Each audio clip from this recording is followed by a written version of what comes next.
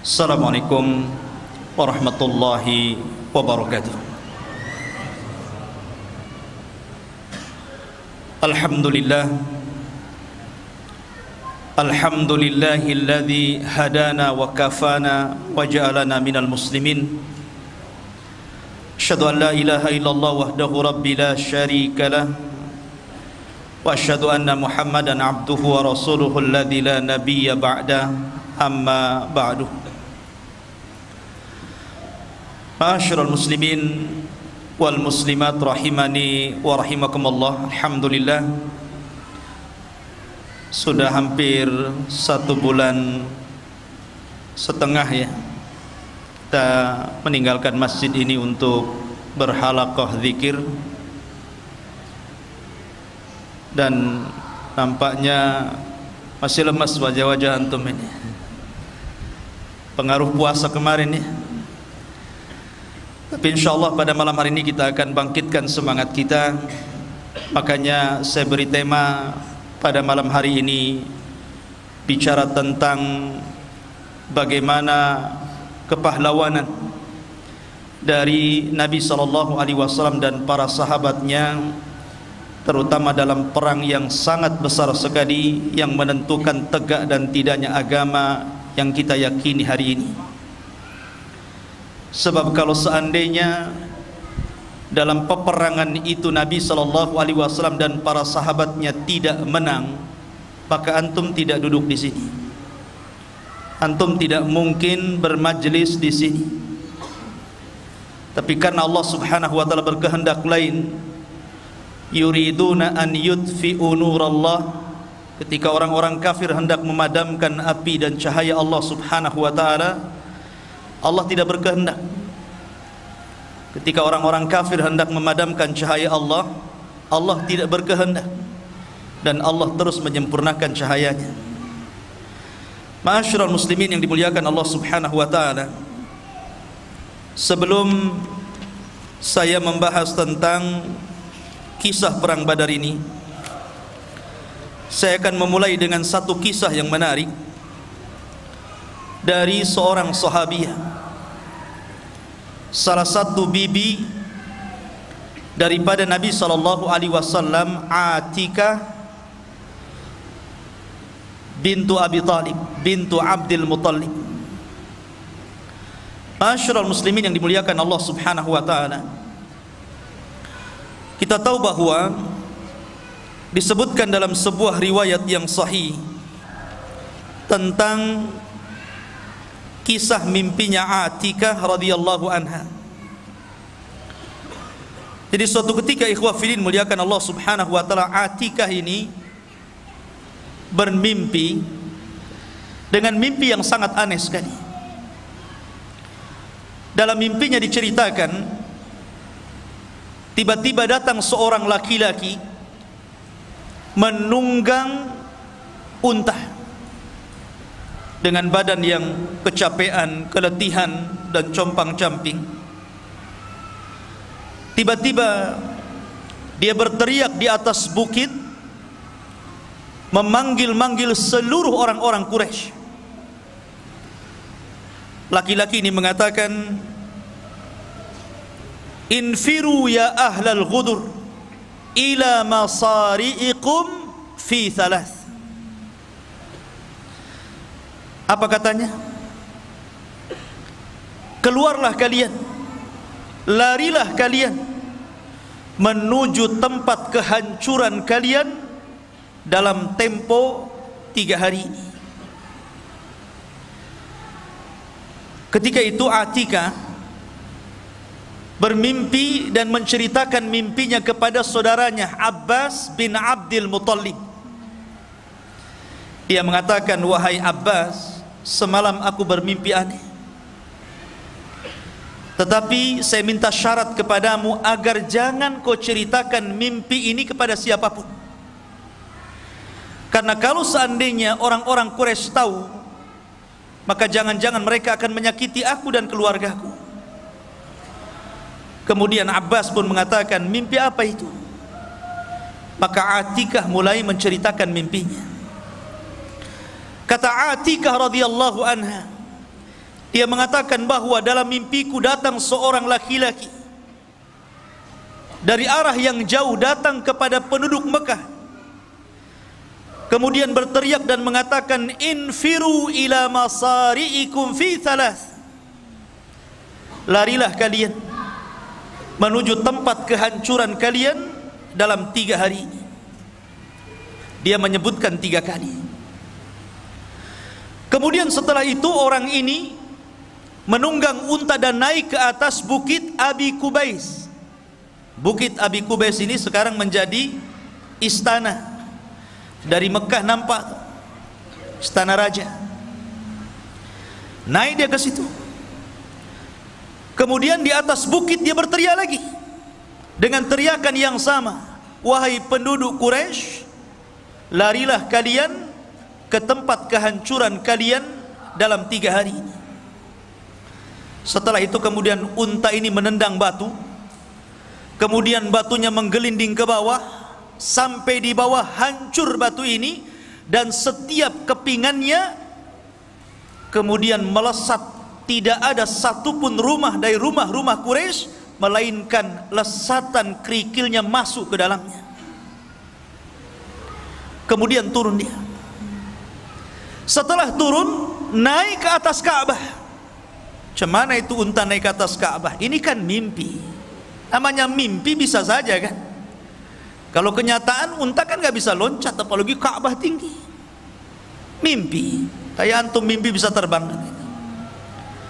Kemudian di atas Ka'bah ngomong lagi, infiru ya ahlal ghudur ila masari'ikum fi thalath. Larilah kalian wahai orang-orang yang berkhianat, maksudnya orang-orang Quraisy, ke tempat kehancuran kalian dalam 3 hari ini. Abbas ketika mendengar mimpi ini aneh, ada apa ini? Maka Abbas pun mengatakan dan berjanji untuk tidak menghabarkan kepada siapapun. Kemudian suatu ketika Abbas ini berjalan, di tengah jalan berjumpa dengan Utbah bin Rabi', orang yang paling memusuhi Nabi SAW. Kemudian dia mengatakan, ya Utbah, kemari kamu. Ada apa wahai Abbas? Kemari. Aku mendengarkan dari saudariku Atika sebuah mimpi, tapi syaratnya jangan kau ceritakan ya. Ini khusus kamu dan saya saja. Kemudian Utbah ini penasaran, ada apa ini kok rahasia sekali. Kemudian diceritakan mimpi ini oleh Abbas, bagaimana Atika bermimpi ini. Abbas pun pergi. Kemudian Utbah pulang ke rumahnya. Di rumahnya berjumpa dengan anaknya Walid ibn Utbah ibn Rabi'ah. Dia mengatakan, ya Walid, sini. Tadi saya berjumpa dengan Abbas, dia menceritakan mimpi saudarinya, tapi jangan ceritakan kepada siapa-siapa ya. Tuh lihat ya. Akhirnya diceritakan mimpinya itu. Setelah diceritakan, Walid ini keluar. Rupanya berjumpa dengan kawannya yang sedang duduk di Ka'bah. Diceritakan sama, jangan ceritakan kepada siapa-siapa. Akhirnya menyebar. Dari kalimat jangan diceritakan kepada siapa-siapa, justru menyebar. Ini pelajaran ikhwan. Antum kalau punya rahasia, jangan ceritakan kepada orang. Jangan ya. Karena tidak semua orang bisa menyimpan rahasia loh. Orang itu susah untuk menjaga amanah dengar, itu susah. Makanya karena orang itu susah menjaga amanah dengar, maka jangan ceritakan dan diperdengarkan rahasia kita kepada orang lain. Karena itu sudah terbukti di masyarakat, jangan ceritakan ya. Iya katanya kan. Tahu-tahu begitu semua estafet. Semua tahu akhirnya. Tentu karena kisah ini mengancam keamanan Quraisy, Abu Jahal, Fir'aunnya umat ini, dia mendengar. Dia marah kepada siapa? Abbas. Maka kemudian Ketika Abbas sedang bertawaf, karena di zaman jahiliyah juga ada haji, ada umroh, tetapi haji dan umrohnya tentu berbeda dengan haji yang kita laksanakan secara tata cara syariatnya. Mereka menyembah berhala, mereka bersiul-siul, bertepuk tangan, bernyanyi-nyanyi. Makanya kalau antum sedang haji, sedang umroh, jangan nyanyi ya. Lah ikhwah fillah muliakan Allah Subhanahu wa taala. Maka kemudian Abu Jahal marah dan mengatakan, "Wahai Abbas, tidak cukupkah dari kabilahmu ada seorang laki-laki yang mengaku nabi?" Maksudnya Rasul sallallahu alaihi wasallam. Sekarang muncul lagi dari kabilahmu seorang wanita yang ngaku nabi. Maksudnya siapa? Atikah. Abbas pura-pura tidak tahu. Dia mengatakan saya tidak tahu. Tapi Abu Jahal cerdas dan mengatakan, bagaimana engkau tidak tahu? Semua telah mengetahui kabar itu. Akhirnya kemudian Abu Jahal mengancam Abbas bin Abdul Muttalib ini. Kalau seandainya mimpi itu tidak terjadi dalam 3 hari, artinya bahwa penduduk Quraisy ini tidak ada apa-apa, maka saya akan tulis, dan tulisan itu ku gantung di depan Ka'bah, di mana tidak ada manusia yang paling dusta kecuali dirimu, dan semua orang Arab akan membenci kamu. Maka ancaman Abu Jahal ini menyebar di seluruh orang-orang Quraisy. Pulanglah Abbas. Ketika dia pulang, dia didemo oleh kabilahnya dan mengatakan, kenapa ya Abbas? Kau cerita tentang apa? Semua mencela kita di sini. Maka Abbas pun terdiam. Hari pertama tidak terjadi apa-apa. Hari kedua tidak terjadi apa-apa. Hari ketiga, tiba-tiba datang utusan dari Abi Sufyan, namanya Dhamdam, memberitahu kepada penduduk Quraisy bahwa harta dagangan kafilah mereka yang dititipkan kepada Abi Sufyan yang datang dari Syam menuju Mekah dan melewati jalur Madinah akan diserang dan dirampas oleh Muhammad dan pasukannya. Dari sini ikhwah fiddin bermula cerita perang Badar. Ma'asyiral muslimin yang dimuliakan Allah Subhanahu wa taala, perang Badar ini disebut juga dalam Al-Quran sebagai Yaumul Furqan, hari yang membedakan antara hak dan yang batil. Ada juga yang mengatakan bahwa Badar itu disebut Yaumal Taqal Jam'an. Itu dalam Quran, Yaumal Furqan dan Yauma Iltaqal Jam'an. Iltaqa itu artinya berjumpa, Jam'an itu 2 pasukan besar. Dan disebut Badar, ada yang mengatakan karena Badar itu diambil dari nama orang, Badar Al-Kinani. Ada juga yang mengatakan Badar itu sebuah sumur yang terletak di gurun pasir yang disebut dengan tempat peperangannya, akhirnya dinisbatkan kepada sumur Badar itu. Maka perangnya disebut perang Badar. Ada juga yang mengatakan karena daerah Badar itu dia seperti sumur melingkar, makanya kemudian disebut Badar, dan perangnya disebut perang Badar. Perang Badar ini ikhwan terjadi pada tanggal 17 bulan Ramadan. Subhanallah, bulan yang penuh berkah, bulan yang dibukakan pintu-pintu sorga, bulan yang ditutup seluruh pintu neraka, dan bulan yang setan-setan diikat di situ. Bulan yang penuh berkah. Dan dalam sejarah ada beberapa peperangan yang terjadi di bulan Ramadan.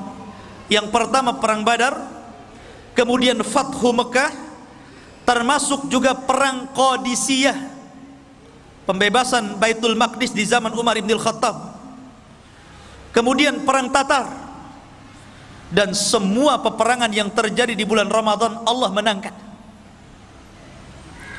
Ma'asyiral muslimin, perang Badar ini berbeda dengan perang-perang yang lainnya. Kenapa?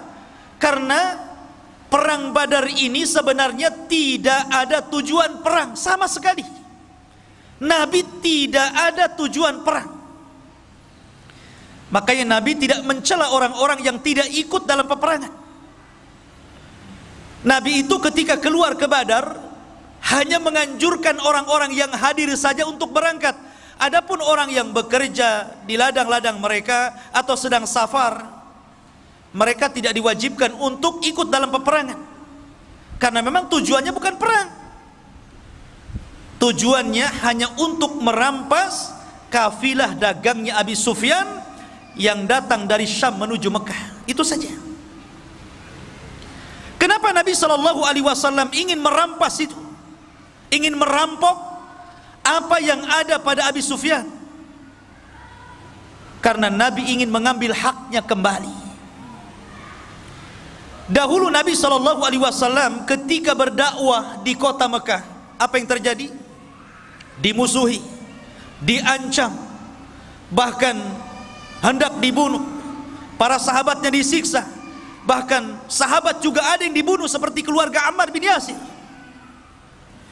Maka ketika itulah Allah mengizinkan mereka hijrah. Ketika hijrah, mereka tidak membawa kecuali sehelai baju di badannya. Orang-orang Quraisy merampas harta mereka, merampas rumah mereka, merampas kebun mereka, merampas bisnis mereka. Maka Nabi ingin mengambil haknya kembali.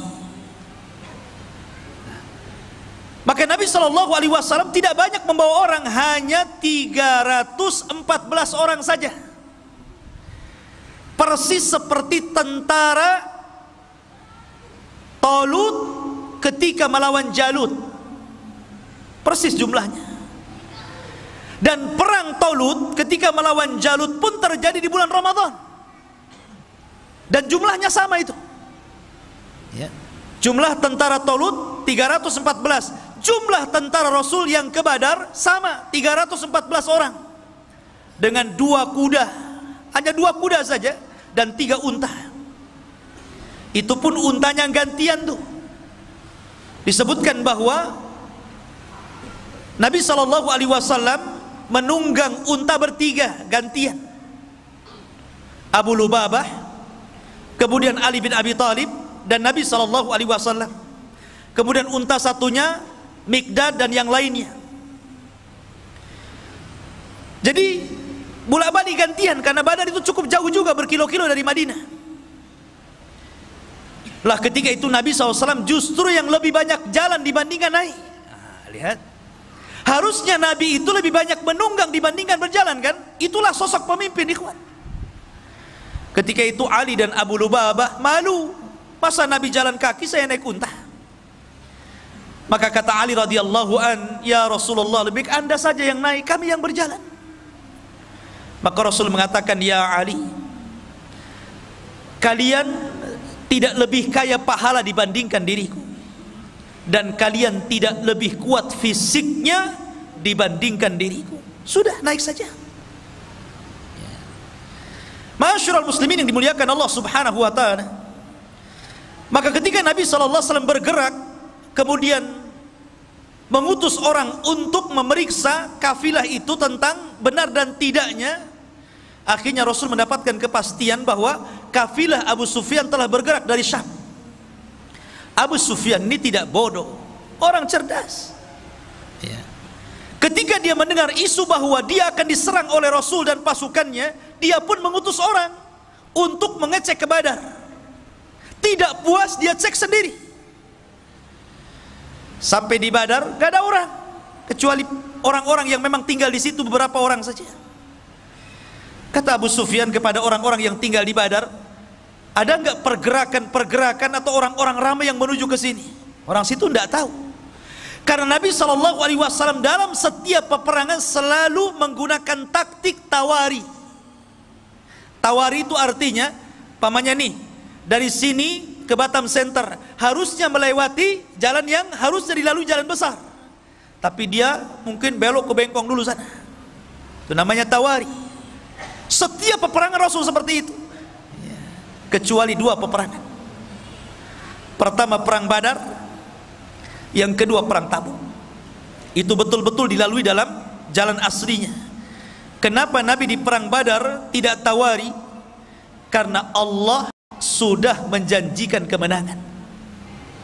Allah sudah turunkan ayat menjanjikan kemenangan dan akan mengutus para malaikat untuk menolong Rasul. Makanya Rasul gagah berani berjalan. La ma'asyiral muslimin. Jadi Abu Sufyan ini mencari-cari, rupanya tidak ada pergerakan di situ. Tapi Abu Sufyan kemudian mendengar berita ada 2 orang yang lewat di sini. Rupanya Abu Sufyan mencari bekas-bekasnya itu. Ketemulah kurma yang jatuh dan dia tahu itu kurma Madinah. Kata Abu Sufyan, benar. Ini Rasul ini sudah membawa pasukan. Ini kurma Madinah, di sini tidak ada kurma. Dari situlah kemudian Abu Sufyan pun langsung membelokkan rute jalannya untuk menyelamatkan dagangannya. Dan dia mengutus Dhamdham. Dia mengatakan, ya Dhamdham, berapa hari kau bisa berjalan ke Mekah, ke Quraisy? Kata Dhamdham, 2 minggu. Kata Abu Sufyan, bagaimana kalau seandainya ku beri ongkos 5 kali lipat daripada ongkos biasa, tapi kau harus sampai 2 hari sampai di sana. Bisa bayangkan, 2 hari yang ditempuh 2 minggu jadi 2 hari pakai kuda. Gimana nasib kudanya itu? Ya tentu dia tidak istirahat kan gitu, 2 hari harus sampai. Maka Dhamdham pun kemudian dengan berjalan kencang menuju mana? Menuju Quraisy, ingin memberitahu Abu Jahal. Sampai di Quraisy, dia udah kecapean, udah kecompang-camping semuanya kan. Dia pun naik ke atas bukit. Kemudian kebiasaan tradisi Arab, kalau membawa berita yang sangat menghebohkan dan mengkhawatirkan, maka selalu melepas bajunya dan membalikkannya. Itu tradisi mereka. Kemudian dia berteriak-teriak dan mengatakan, sesungguhnya dagangan-dagangan kalian yang dibawa Abu Sufyan terancam dan dia tidak bisa mempertahankan karena dia sendirian. Maka mendengar bahwa harta-harta mereka akan dirampas Rasul dan para sahabatnya, maka Utbah dan Abu Jahal, Fir'aunnya umat ini, langsung bergerak mengumpulkan seluruh orang-orang Quraisy dan memaksa untuk keluar semuanya. Tidak boleh satu pun yang tinggal. Kalaupun dia tidak ikut dalam perang, minimalnya dia harus menggantikan dan membayar orang sebagai gantinya. Ketika itu ada kisah Umayyah ibn Khalaf. Umayyah bin Khalaf ini sudah tua, badannya gemuk. Ya tidak segemuk saya lah ya, gemuk. Dia minta uzur, tidak mau berangkat gitu kan. Kenapa? Karena sebelumnya ada tokoh syair, tukang penyair, tokoh paling hebat, tukang syairnya Arab ya. Dia mengatakan, kalau kalian tetap keluar membantai Muhammad dan pasukannya, sama saja kalian membantai anak dan saudara kalian. Bukankah mereka adalah kerabat-kerabat kalian juga di sini? Lebih baik sudah tinggal di sini. Tapi Abu Jahal mengatakan tidak. Kita akan berangkat, kita akan bunuh Muhammad dan pasukannya. Setelah itu kita akan bernyanyi, kita akan minum khamar, dan kita akan rayakan kemenangannya. Dan tidak ada yang bisa untuk menakut-nakuti Arab setelah ini. Ketika itu Umayyah bin Khalaf, dia minta uzur. Nampaknya saya tidak bisa berangkat nih. Abu Jahal cerdas, ini Umayyah ini pimpinan nih. Kalau dia tidak ikut, kabilahnya bisa tidak ikut. Akhirnya kemudian dia bawa kayu gaharu. Antum tahu gaharu yang dibakar itu? Di Jabal Uhud ada tuh ya, kayu gaharu ya. Kayu gaharu itu zaman itu digunakan untuk pewangian perempuan. Jadi kalau perempuan mau kawin, biasanya diletakkan kayu, dibakar, kemudian bajunya itu dikebas-kebaskan biar wangi. Kayu gaharu itu artinya itu untuk perempuan. Abu Jahal membawa kayu gaharu, diletakkan di depan Umayyah bin Khalaf. Kata Umayyah, ngapain kamu bawa gaharu ke sini? Ya, karena engkau perempuan, katanya. Kalau engkau laki-laki, engkau akan ikut perang. Oh, lihat cerdas. Ya. Akhirnya kemudian bangkit keberaniannya. Kenapa Umayyah itu takut berperang? Karena dia pernah mendengar ramalan dari siapa? Dari kawannya, Sa'd bin Mu'adz. Sa'd bin Mu'adz ini pemimpin Ansar, dan dia berkawan dengan Umayyah di masa jahiliyah, dan di masa Islam pun tetap baik. Jadi ketika Sa'd ibn Mu'adz ini umroh, ingin tawaf gitu kan di Ka'bah, dan dia sudah masuk Islam, Umayyah bin Khalaf ini siap menjamin keamanannya, karena dia tahu siapa ini pembesar orang-orang Ansar, orang-orang Madinah, orang-orang Yathrib. Tapi kemudian ketika ketemu dengan Abu Jahal, tidak suka Abu Jahal, kemudian mengancam untuk membunuhnya. Tapi Sa'ad Ibnu Mu'adz ini mengancam balik Abu Jahal, kalau engkau ingin membunuhku wahai Abu Jahal, ingat, seluruh orang-orang yang berniaga dari Mekah ke Syam rutenya lewat jalur rute jalanku. Akan kusuruh anak buahmu membantai kamu dan orang-orang yang berdagang ke Syam. Ketika itulah, karena Umayyah tidak membelanya, dia mengatakan, ingat wahai Umayyah, aku pernah mendengar Nabi SAW mengatakan bahwa engkau akan dibunuh. Engkau akan dibunuh. Disitulah dia terkenang dengan ramalan Sa'd bin Mu'adz, makanya dia nggak mau berangkat.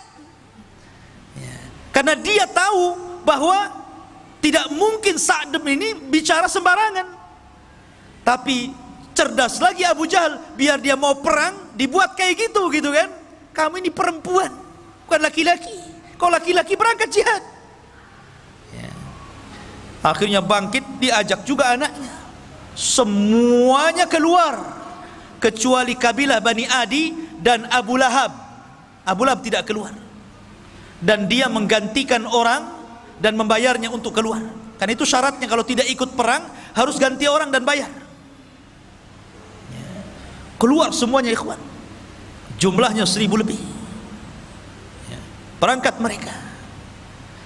Lah Nabi SAW, ikhwah fillah muliakan Allah Subhanahu wa taala, di sisi lain, maka Nabi SAW kemudian mendengar ada pasukan besar yang digerakkan oleh para pembesar Quraisy, sementara Rasul ini nggak ada persiapan, bukan mau perang kok. Mereka hanya untuk menghadang kafilah Abu Sufyan, sehingga peralatan perang juga ala kadarnya, persiapan juga ala kadarnya, tidak punya pengalaman perang. Makanya Nabi SAW bermusyawarah ketika itu, karena ini urusannya orang-orang muhajirin, bukan orang-orang Ansor. Ini kan urusannya orang muhajirin, orang Ansor nggak terlibat di sini. Nabi itu kan ingin mengambil hak orang-orang muhajirin, orang Ansor nggak ada urusan di sini. Tapi orang Ansor itu solidaritasnya luar biasa, ukhuwahnya luar biasa. Makanya dia mengirim pasukan jauh lebih besar dibandingkan muhajirin. Muhajirin 80 orang saja, lebihnya orang Ansor dari 314 itu. Luar biasa. Kalau dalam tentara itu jiwa korsanya itu loh, nggak mau tuh, tolong juga. Maka Rasul mengatakan kepada orang-orang Ansar, wahai orang-orang Ansar, ini perkara muhajirin, tapi musuh di depan kita ini macam mana? Seolah-olah Rasul SAW mengisyaratkan agar mereka ikut bergabung. Ketika itulah pemimpin Ansar tegak, namanya Sa'd bin Mu'adz, yang ketika kematiannya arsy Allah guncang, 70.000 malaikat turun. Dia bangkit dan mengatakan, ya Rasulullah, perintahkan sesukamu, kami akan melakukan apapun kehendakmu. Oh, senang Rasul, ada dukungan orang-orang Ansar. Dari sini Nabi SAW masih khawatir. Bagaimanapun manusiawi ikhwan, Rasul itu bukan malaikat. Kalau Rasul malaikat susah antum niru dia. Malaikat nggak kawin, antum pengen kawin. Malaikat gak punya anak, antum punya anak. Malaikat gak makan, antum 3 piring 4 piring sehari. Ya. Malaikat tidak kencing, tidak berak. Malaikat itu berbeda dengan makhluk. Makanya Rasul itu manusia. Jadi ada sisi kemanusiaannya. Rasa takut itu wajar. Takut kalah. Karena melihat bahwa pasukan orang Quraisy itu besar dan pasukan dia sedikit. Ya. Maka Nabi SAW berdoa tengah malam. Kemudian dia menagih, seolah-olah menagih janji Allah Subhanahu wa ta'ala. Allahumma wa'daka alladhi wa'adtani ya Rabb. Mana janjimu yang kau janjikan kepada aku? Terus Nabi SAW seperti anak kecil meminta kepada orang tuanya. Mulai fid doa, mengeluh, merengek kepada Allah Subhanahu wa ta'ala akan janji yang Allah janjikan kepadanya. Sampai saking khusyuknya Rasul berdoa dan menangis, ridanya terbang, diambil Abu Bakar dan mengatakan, yakfika ya Rasulullah, cukup Rasul, cukup sudah. Maka Rasul mengatakan, Allahumma intahlik hadhil isabah falan tu'bad abada. Ya Rabb, kalau kau hancurkan kelompok yang sedikit ini, maka engkau tidak akan ada yang menyembah lagi di permukaan bumi. Dari sini menunjukkan bahwa Perang Badar itu penentu antara hak dan yang batil, penentu berjalannya agama atau tidak. Makanya saya katakan di awal, kalaulah Allah tidak memenangkan dalam Perang Badar, antum tidak mungkin ada di sini. Dan tidak mungkin antum beragama Islam. Mungkin antum sudah para penyembah berhala seperti orang-orang Quraisy. Ya kan? Masyarul muslimin yang dimuliakan Allah Subhanahu wa ta'ala. Dari situlah kemudian Nabi SAW diwahyukan dan dijanjikan dengan apa? Dengan 1000 malaikat akan diturunkan. Kemudian Allah Subhanahu wa ta'ala janjikan lagi, in tattaqu wa tasbiru, kalau engkau bertakwa dan terus bersabar, yumdidkum bisalasati alafin minal malaikah, ku tambah lagi 3000, 4000 jadinya. Kemudian di hari peperangan Allah kirim 5000 pasukan malaikat dipimpin Jibril dan sahabat dipimpin Rasul. Coba kalau peperangan ini para sahabat dipimpin Nabi sementara malaikat dipimpin Jibril, siapa yang bisa mengalahkan perang ini? Ini malaikat ikut campur masalahnya. Lain dengan perang Uhud. Sebenarnya perang Uhud itu malaikat akan membantu, cuman karena ada kesalahan dari kalangan para sahabat menentang perintah Rasul, jadi terjadi kekalahan. Tapi perang Badar ini semua taat kepada Rasul. Lah makanya ikhwah fillah muliakan Allah Subhanahu wa ta'ala, ketika pada hari yang ditentukan inilah, maka Nabi SAW ketika itu memilih tokoh-tokoh untuk menjadi pemimpin perang. Di antaranya Raisul Am, ya tentu Nabi SAW, pemimpin umumnya. Kemudian di sana ada pemimpin di bawah beliau namanya Mus'ab ibn Umair al-Badri al-Qurashi. Kemudian dari kalangan muhajirin dibentuk lagi kelompok-kelompok kecil dan dipimpin Ali bin Abi Thalib. Dan dari kalangan Ansar dipimpin oleh pemimpinnya sendiri Sa'd bin Mu'adz. Dan dibuat bersop-sop. Rasul membuat taktik perang yang tidak dikenal orang-orang Arab. Siapa yang mengajarkan? Allah yang mengajarkan. Ya. Bahkan Nabi SAW sebelum berperang itu membariskan saf seperti Anda dalam sholat. Bagaimana Anda dalam sholat? Tentu antum akan baris kan? Akan merapatkan safnya. Ya. Saf salat gimana?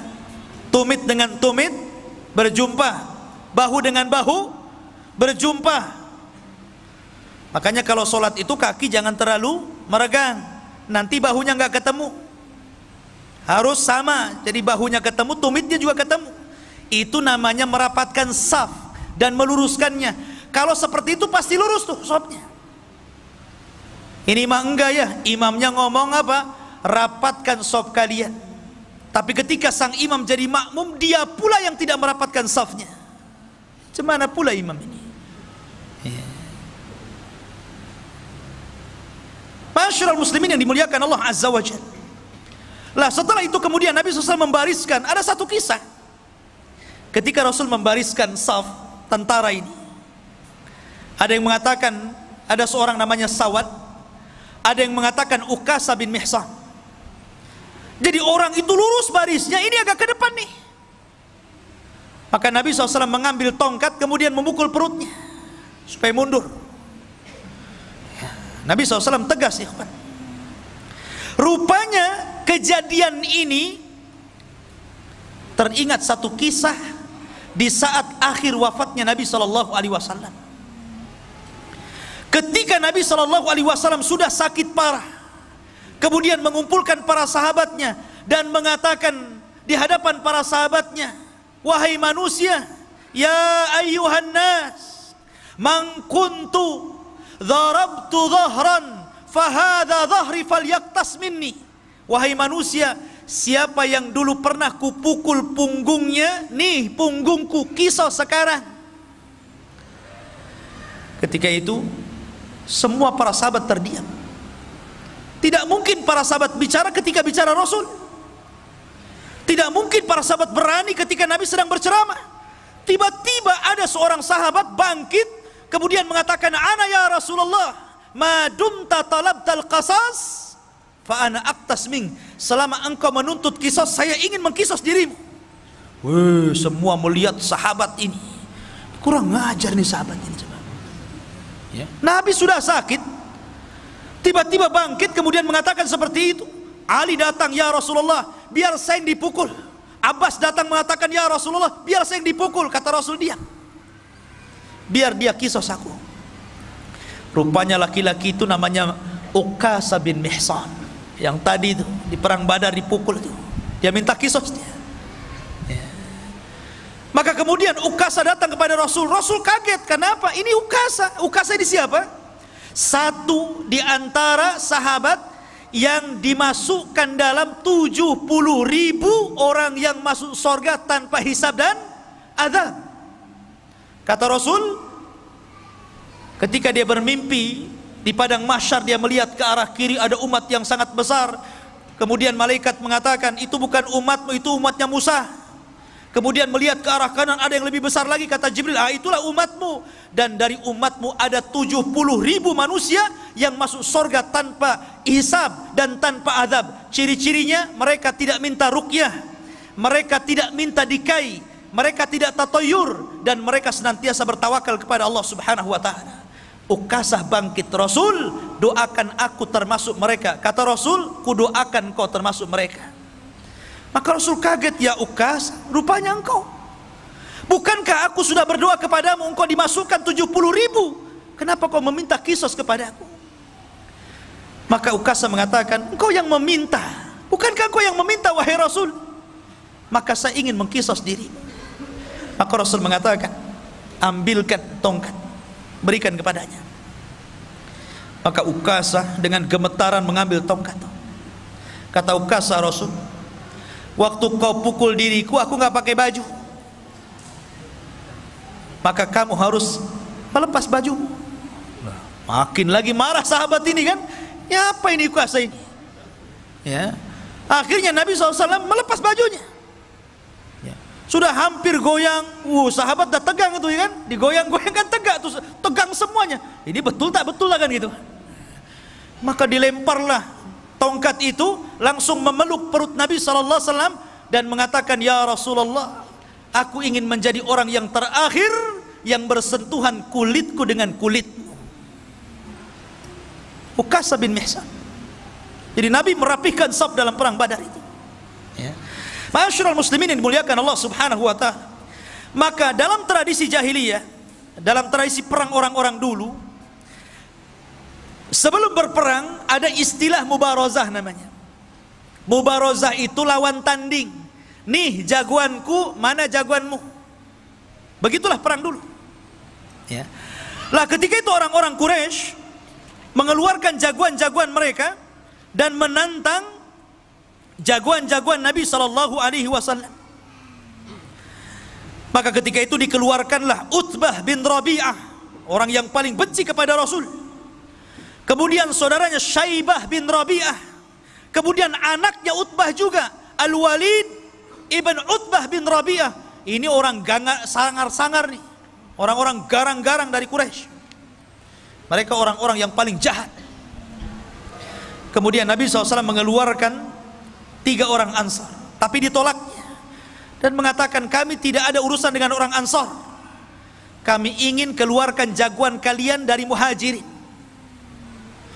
Maka Nabi SAW ketika itu memilih 3 orang, Hamzah, Asadullah, singa Allah, Sayyidus Syuhada, pemimpinnya para syuhada di sorga, dikeluarkan untuk melawan Syaibah bin Rabi'ah. Kemudian Rasul memerintahkan Ali bin Abi Thalib untuk melawan Al-Walid ibn Utbah bin Rabi'ah. Kemudian Rasul mengeluarkan Ubaidah ibnul Harith dan melawan Utbah bin Rabi'ah. Maka terjadilah pergulatan hebat. Hamzah, Asadullah, sekali tebas saja matilah Syaibah. Kemudian melihat Ali kewalahan melawan Utbah, dibantunya ditebas lagi, meninggal Utbah. Kemudian Al-Walid ibn Utbah juga meninggal di tangan Ali. Cuman Ubaidah ibn al-Haris ketika dia bergulat dengan Utbah ini memang agak sengit, saling bacok-bacokan ya, kayak orang carok gitu ya. Sehingga lukanya ini menjadikan dia tidak tahan lama hidup. Kemudian dia meninggal dan Rasul mengatakan, asyhadu annaka syahid ya Ubaidah, saya bersaksi engkau telah menjadi syahid. Maka ketika jagoan-jagoan mereka kalah dan meninggal, marah Abu Jahal. Dari setelah kemudian Abu Jahal menggerakkan pasukannya. Mereka tidak paham bagaimana Allah sudah mengajarkan taktik perang. Bahkan mereka tidak tahu bahwa di belakang pasukan Rasul ada 5.000 malaikat, dipimpin oleh Jibril, menggunakan kuda putih, dan dilihat oleh orang-orang kafir dan tidak dilihat orang-orang yang beriman. Jadi yang melihat hanya orang kafir saja. Orang yang beriman tidak tahu. Bahasanya antum baru nyabut golok, kepala orang sudah melayang gitu. Enak nggak kalau perang kayak gitu tuh? Antum baru ngambil pedang gitu kan, kepalanya sudah melayang. Makanya Allah mengatakan, wa ma ramaita id ramaita walakinnallaha rama. Ketika engkau melempar, wa ma ramaita, tidaklah engkau melempar. Ketika engkau melempar, ketahuilah bahwa Allah sesungguhnya yang melempar dia. Karena ketika itu kuda yang ditunggangi Jibril ini menebarkan debu, dan debu itulah masuk ke mata-mata orang-orang kafir Quraisy ini, sehingga mereka kesulitan untuk memandang. Dan itulah para sahabat mudah untuk melumpuhkan, sehingga 70 orang kafir meninggal dan 70 menjadi tahanan. Selebihnya mereka lari tunggang langgang kembali ke Mekah. Dan subhanallah, Allah hinakan Abu Jahal oleh 2 anak kecil, namanya Mu'adz dan Mu'awwidh, keduanya putra Afra. Ini anak kecil ini ikut perang. Si Mu'adz dan Mu'awwidh ini, dia kan orang Madinah, nggak tahu Abu Jahal mukanya kayak apa, dia nggak tahu. Ketika peperangan dia cari Abdurrahman bin Auf dan mengatakan, ya Abdurrahman, yang mana sih Abu Jahal itu? Si Fir'aunnya umat ini yang mana ya? Kata Abdurrahman, no, itu tuh orang itu. Langsung 2 anak kecil ini, 2 anak remaja ini mencabut pedangnya, dikeroyok sama 2 anak remaja ini, mati Abu Jahal. Bayangkan. Ya. Dan keduanya mengklaim membunuhnya dan Rasul membenarkannya. Masyarul muslimin yang dimuliakan Allah Azza wa Jalla. Adapun yang lainnya kena tahanan.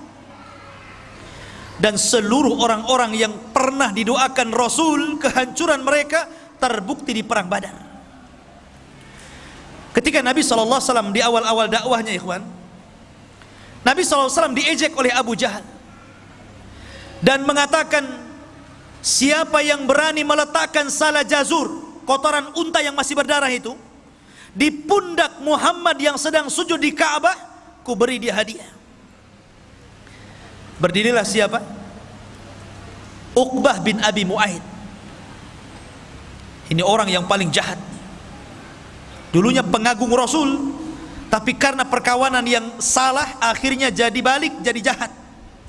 Ingat, kawan itu yang baik, ikhwan. Uqbah bin Abi Mu'aid ini dulu penggemar Rasul. Walaupun Rasul itu seorang nabi dan agamanya berbeda, tapi karena dia seorang penyair, dia suka kalau Rasul itu melantunkan Quran. Ya.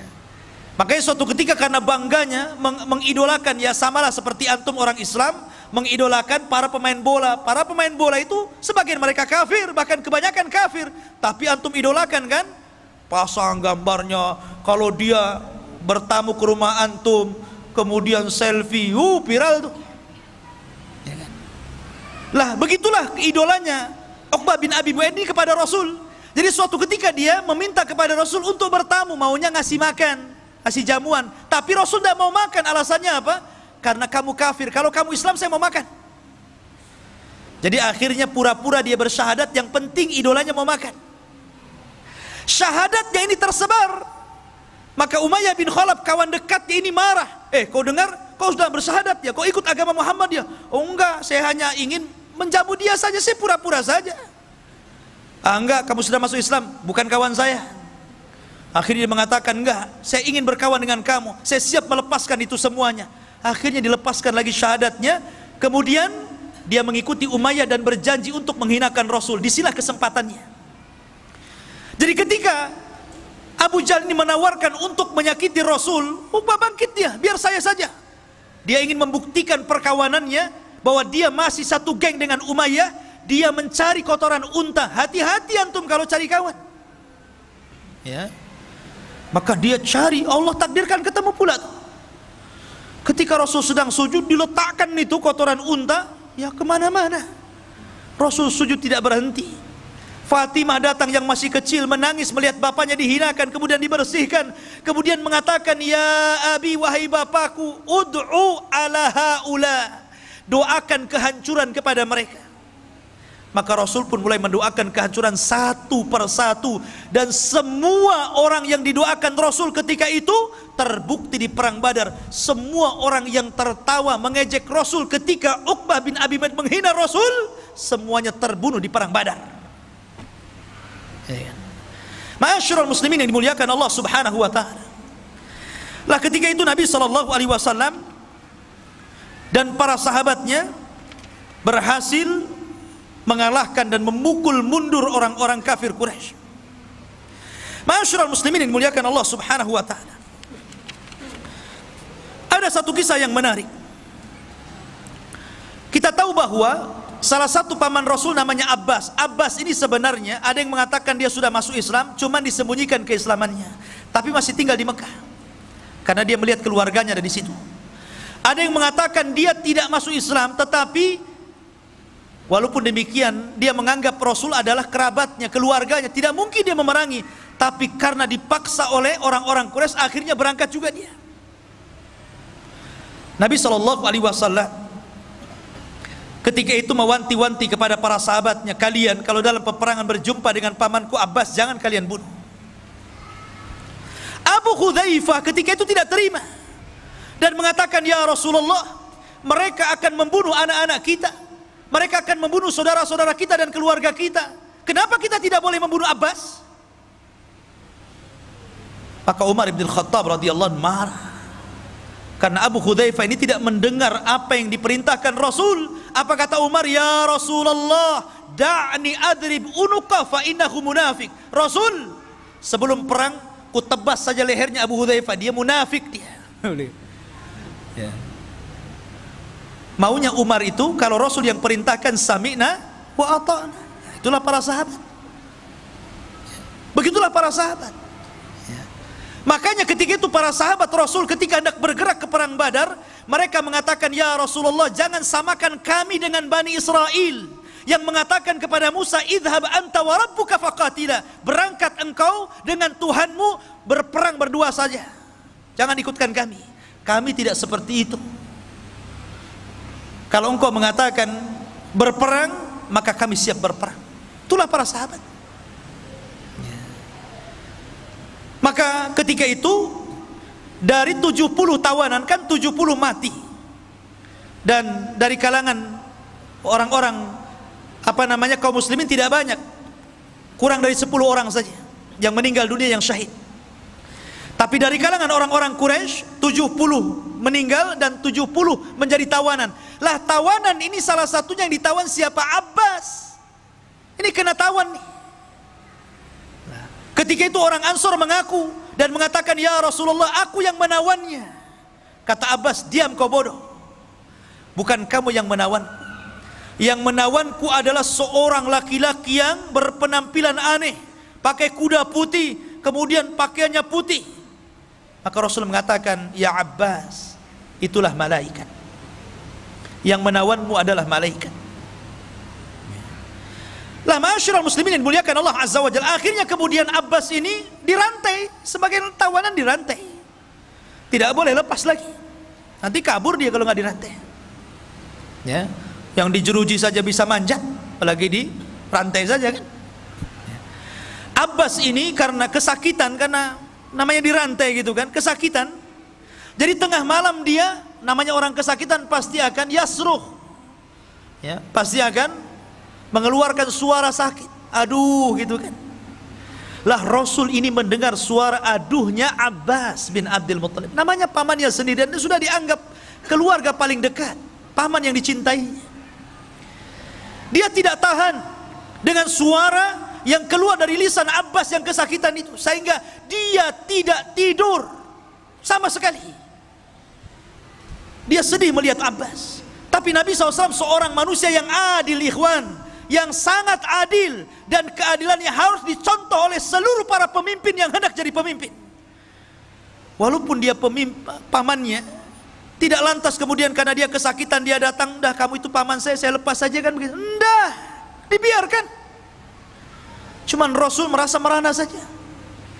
Di pagi harinya itulah dia mengumpulkan para sahabat Rasul.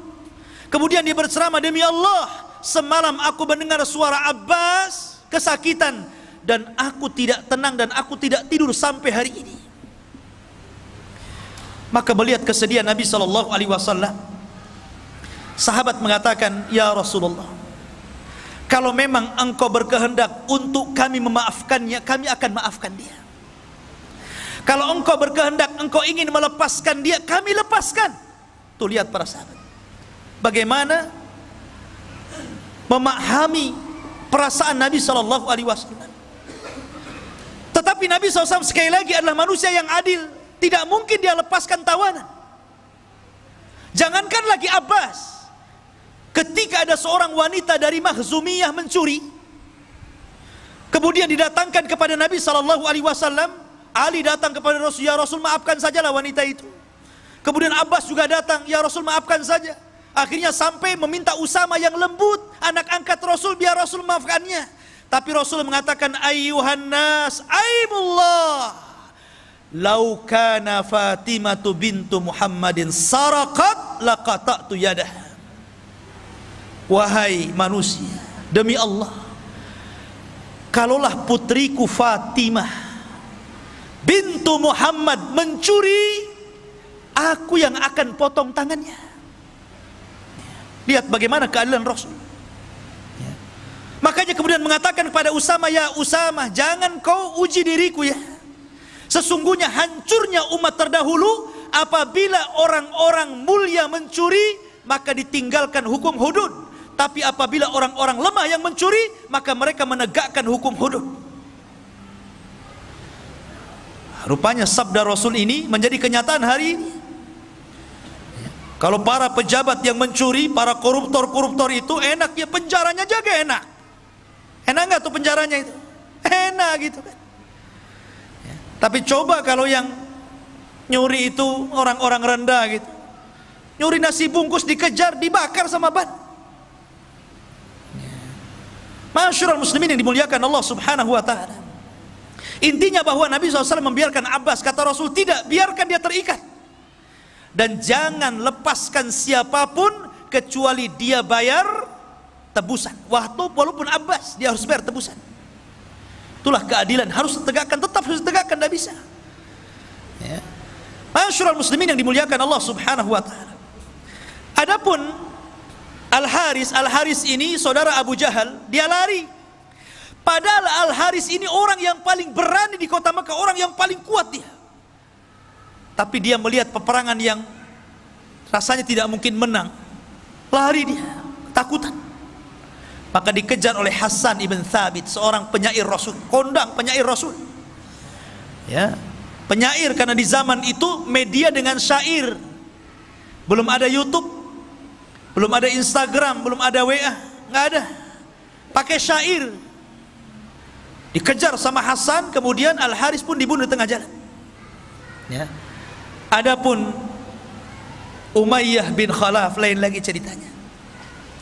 Umayyah bin Khalaf ini kawannya Abdurrahman bin Auf, baik dalam semasa jahiliyah ataupun ketika Abdurrahman bin Auf sudah masuk Islam, itu masih berkawan tuh, masih rekan bisnis. Ya, antara Umayyah bin Khalaf dengan siapa? Dengan Abdurrahman bin Auf.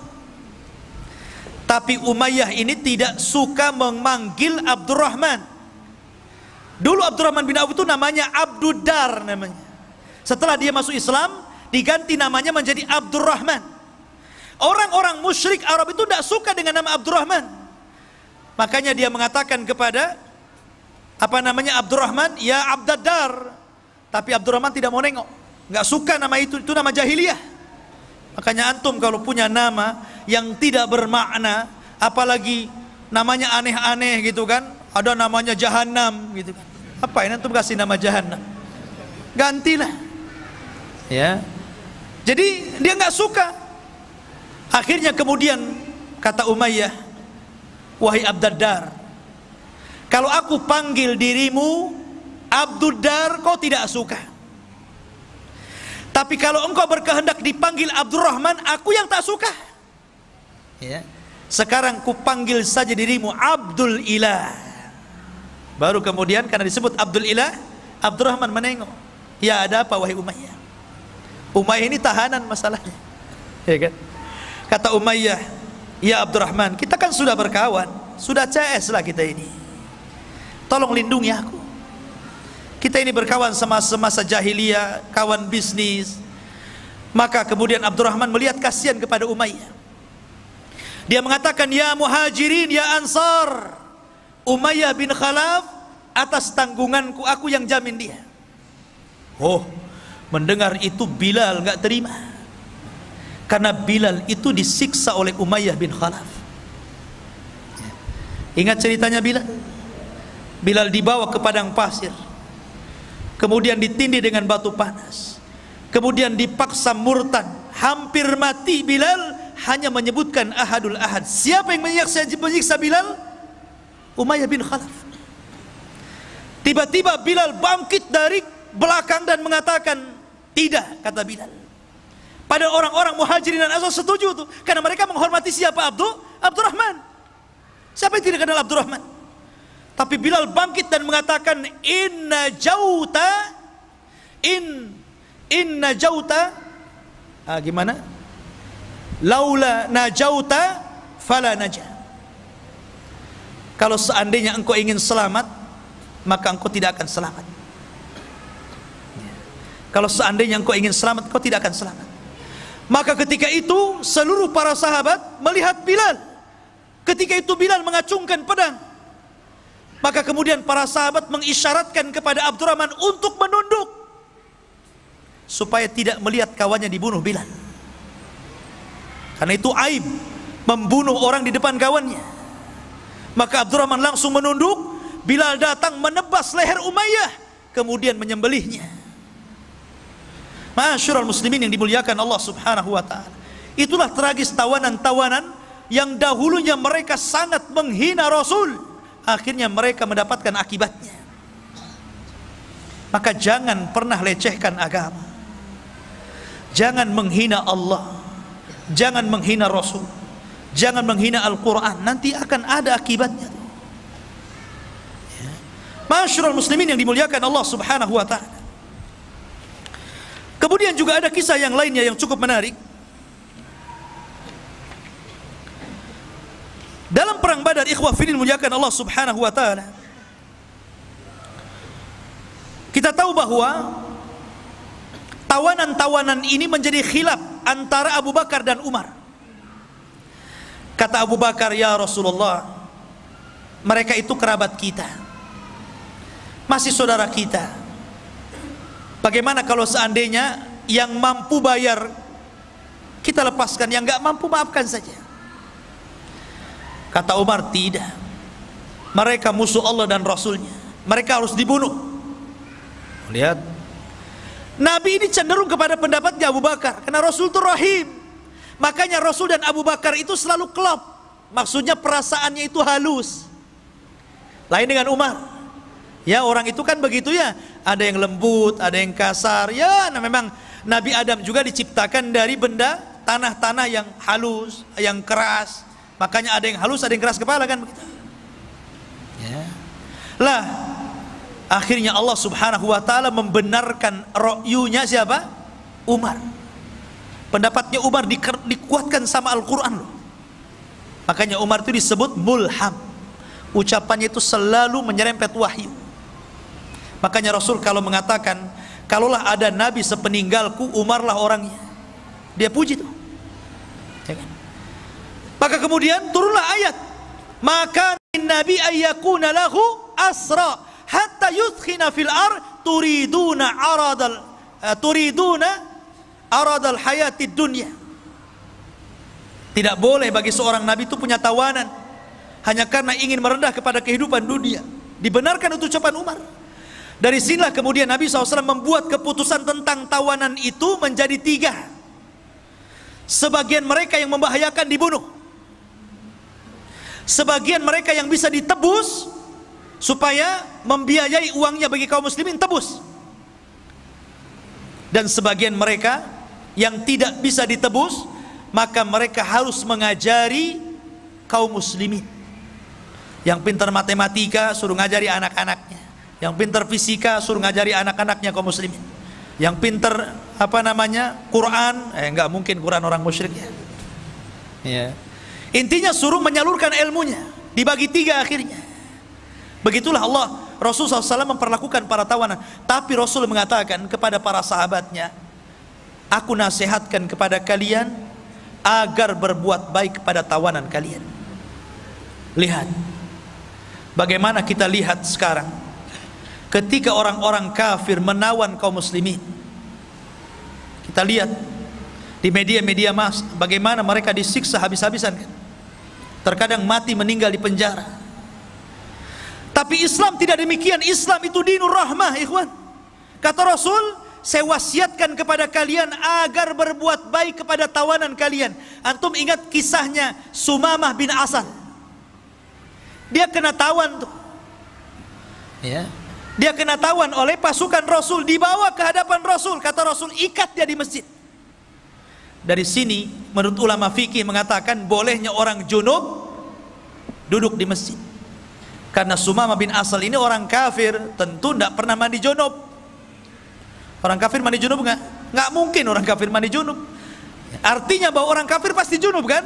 Tapi oleh Rasul diikat di masjid 3 hari lagi. Kalau memang orang junub tidak boleh di masjid, tentu Rasul akan ikat di luar masjid kan? 3 hari. Setiap hari Rasul menawarkan Islam, dan Rasul memperlakukan Sumamah dengan baik, para sahabatnya juga dengan baik, bicaranya lembut. Dari situlah Sumamah melihat bagaimana akhlak Rasul dan para sahabat.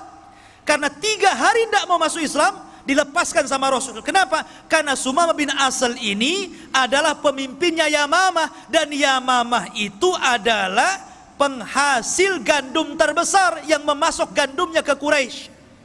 Ini kalau dibunuh bahaya, ya, makanya dilepas.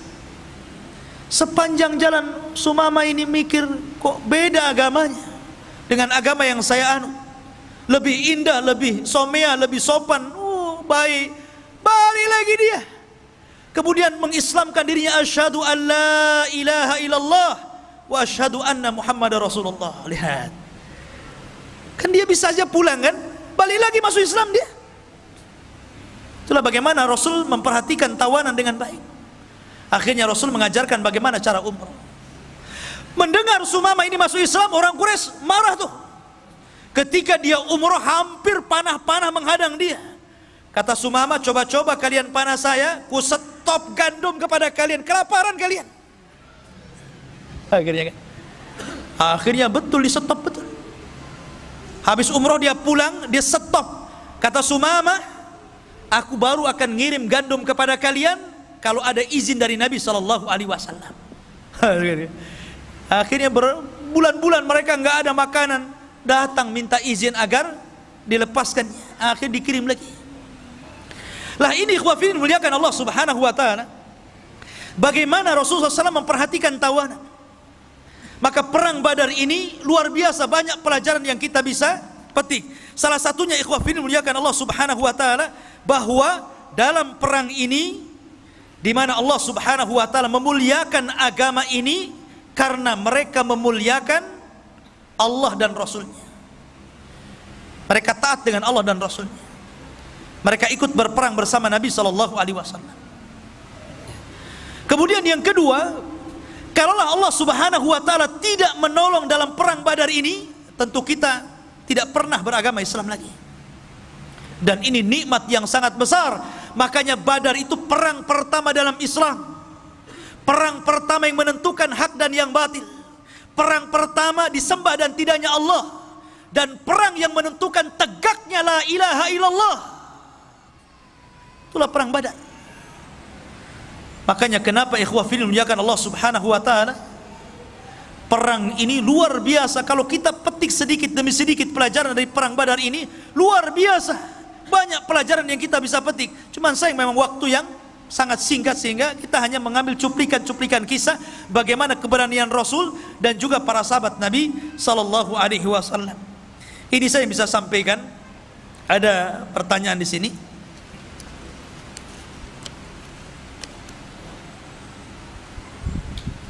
Assalamualaikum Ustaz. Barakallahu fiik wa iyyak. Bagaimana cara Allah menjaga riwayat yang sampai saat ini sedangkan waktu sudah berjalan sangat lama? Semenjak Rasul wafat, banyak kisah-kisah yang Ustaz sampaikan sampai dengan detail ini. Apakah tidak ada kesalahan dalam kisah-kisah tersebut? Gimana proses penyampaian riwayat kisah yang Ustaz sampaikan kepada kami? Soalnya Ana pernah dengar kisah yang agak berbeda tentang orang yang minta kisos kepada Nabi sallallahu alaihi wasallam. Ya. Iya. Boleh. Iya. Bismillah, alhamdulillah. Tentang riwayat ini memang masih diperselisihkan tentang sahih dan dhaifnya, tentang riwayat Ukasah dan riwayat Sawad ini. Akan tetapi saya di sini sedang mengkisahkan sebuah kisah. Makanya kalau antum melihat tentang kitabnya Ibnu Katsir Bidayah wan Nihayah, itu dicantumkan ada yang riwayat yang sahih, ada juga riwayat yang tidak sahih. Terkadang kalau cerita para nabi dan rasul, terkadang kisah-kisah Israiliyat itu pun dimasukkan oleh beliau di situ. Karena kita sedang merunut sebuah sejarah. Merunut sebuah sejarah. Ya, tapi tentunya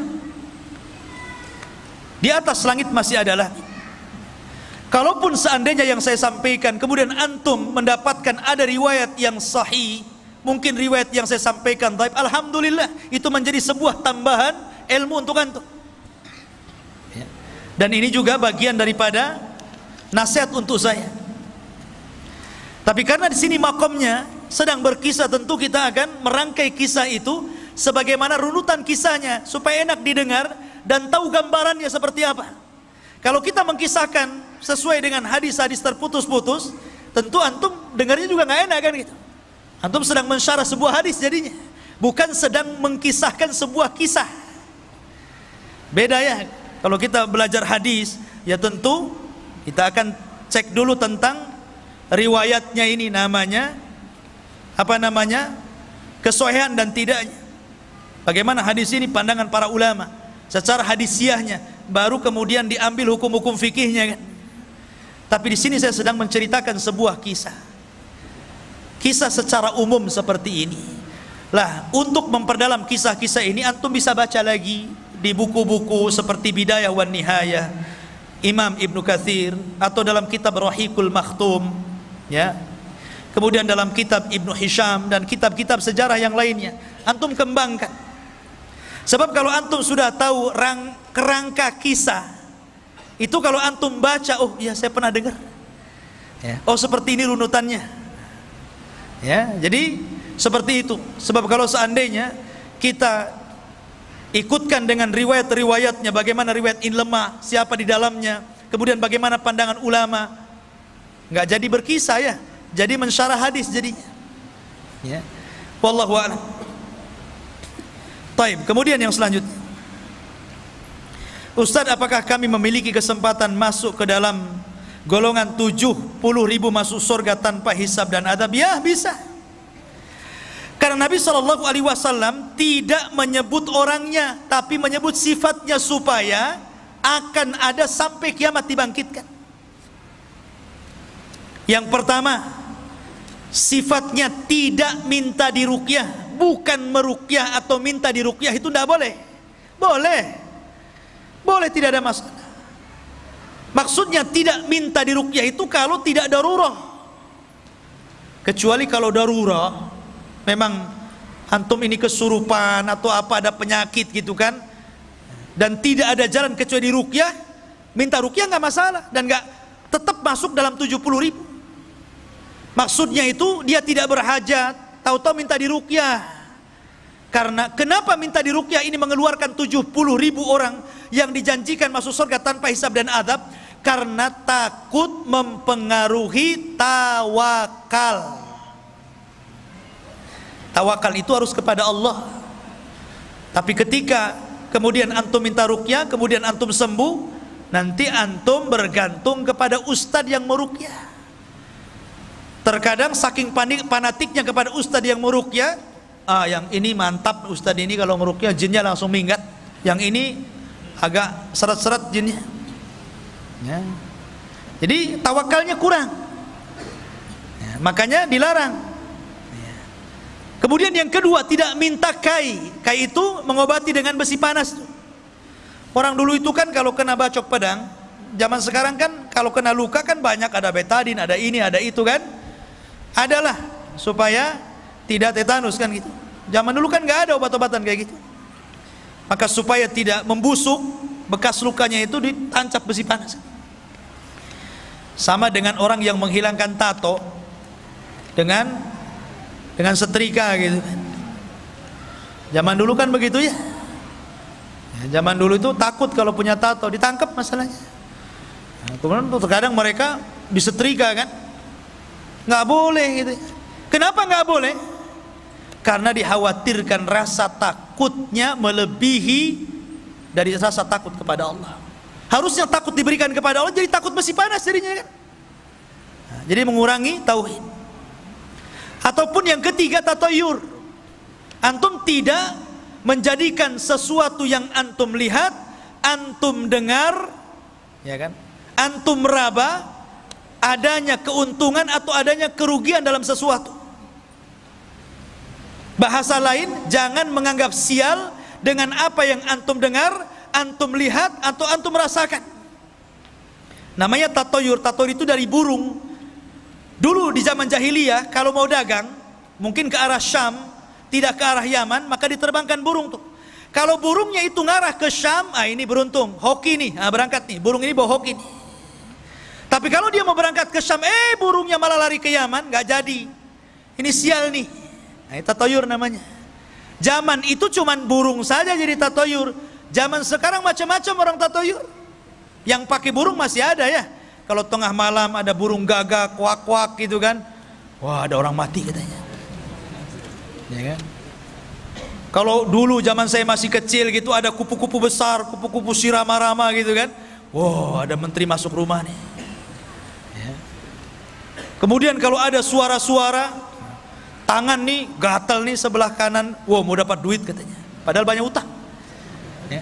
Ini tatoyur namanya. Kadang-kadang angka pula disalah-salahkan. Itu tatoyur, itu nggak boleh. Ya. Kemudian yang terakhir tawakal. Dan tawakal itu tauhid yang paling tinggi, tawakal itu menyandarkan kepada Allah. Jadi kalau antum punya 4 sifat, masuk di sini.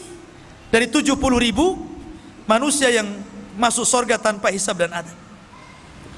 Kemudian pertanyaan ketiga, Assalamualaikum Waalaikumsalam. Mengapa tawaran perang Badar tidak dijanjikan budak oleh Rasul? Bukankah tawanan perang diperbolehkan menjadi budak? Mohon penjelasan. Mereka budak tawanan itu. Yang ditebus gak jadi budak lah, kan begitu, ditebus. Makanya kata Rasul, seorang anak tidak akan mampu untuk menebus kebaikan orang tua. Walaupun antum bikinkan rumah orang tua itu umpamanya, ya, anggaplah bangunan yang tinggi, flat gitu kan, bangunan yang sangat tinggi.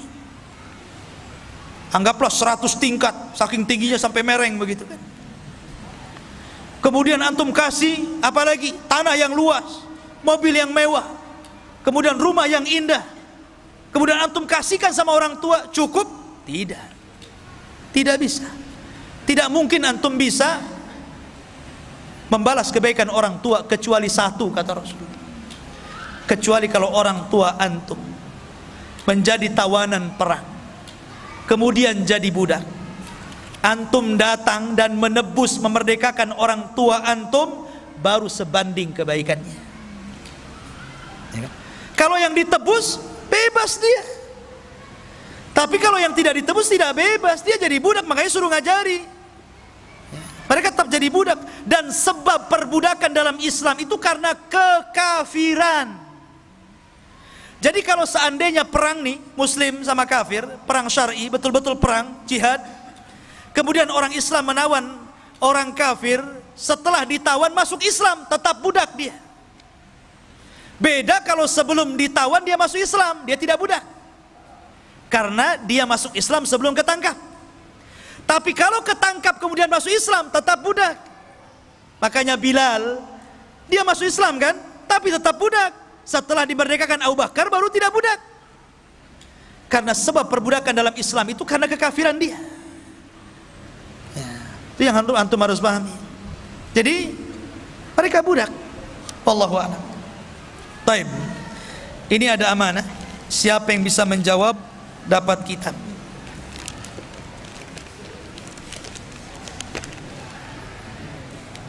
Dapat Al-Quran, Masya Allah.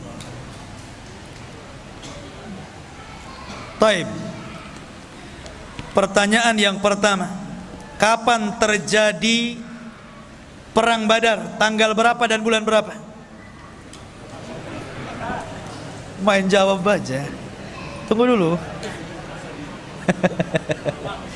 Mana pula? Aduh. Yang paling tinggi ngacungnya antum. Antum ya.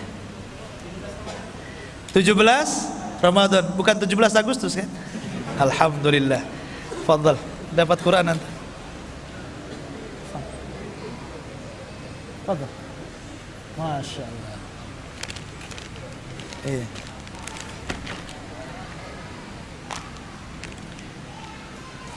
Berapa jumlah? Tunggu dulu antum. Berapa jumlah apa? Pertanyaan belum selesai udah dijawab. Hebat antum menebak ya. Taib. Berapa jumlah pasukan dari kaum muslimin dalam perang Badar dan pasukan orang-orang kafir? Nah, mulai itu ya, turun semua ya. Semangat antum. Paling depan, fadhal.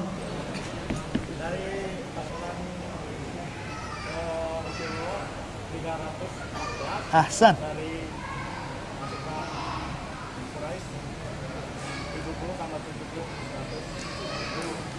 70 tambah 70 berarti 1004. Lah, kok jadi sedikit tentara kafir? Jumlah pasukan secara keseluruhan. Saya nggak bisa dipotong mushaf ini, jadi nggak bisa dikasih. Iya. Yang aja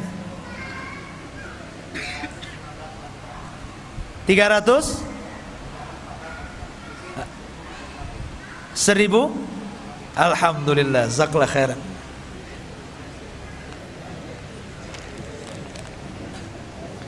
Afan akhwatnya. Fadhal. Sebenarnya untuk akhwat, tapi karena nggak ada pengeras suaranya, jadi mohon maaf gitu ya untuk ikhwan semuanya. Karena kalaupun akhwat mendengar, jadi menjawab nggak dengar ke sini. Taib. Pertanyaan yang ketiga. Siapakah pemimpin? Sebutkan pemimpin atau tokoh-tokoh Quraisy dalam perang Badar dan tokoh-tokoh Muslim dalam perang Badar juga. Sebutkan tiga-tiga sajalah.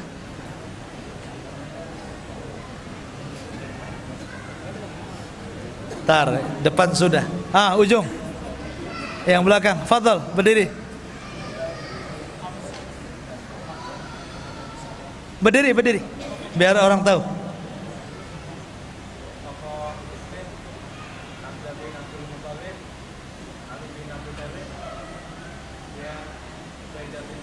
Ahsan. Tokoh kafir?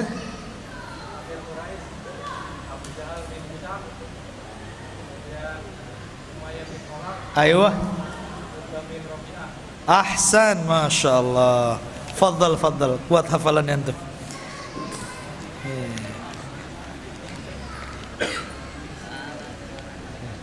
Masya Allah ya.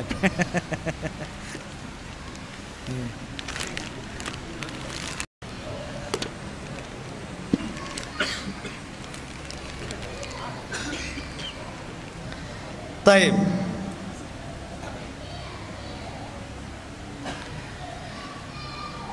Pertanyaan yang selanjutnya tentang salah satu wanita yang bermimpi akan kekalahan orang-orang kafir Quraisy di Badar. Siapa namanya?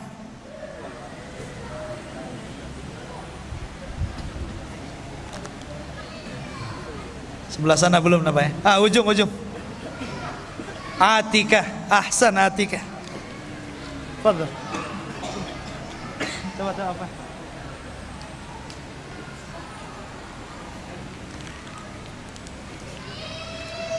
Yang itu. Masya Allah, zaklar. Taib, yang terakhir.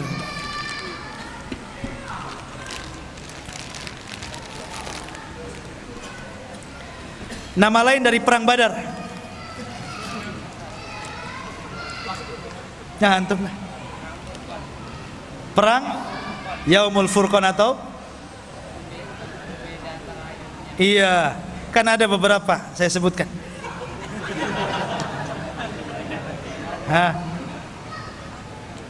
Sampingnya. Yaumul Taqal Jam'an, kemudian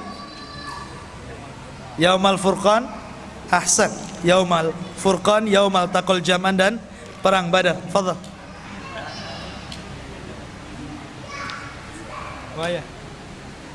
Tapi itu saja ikhwan. Insyaallah kita berjumpa minggu depan.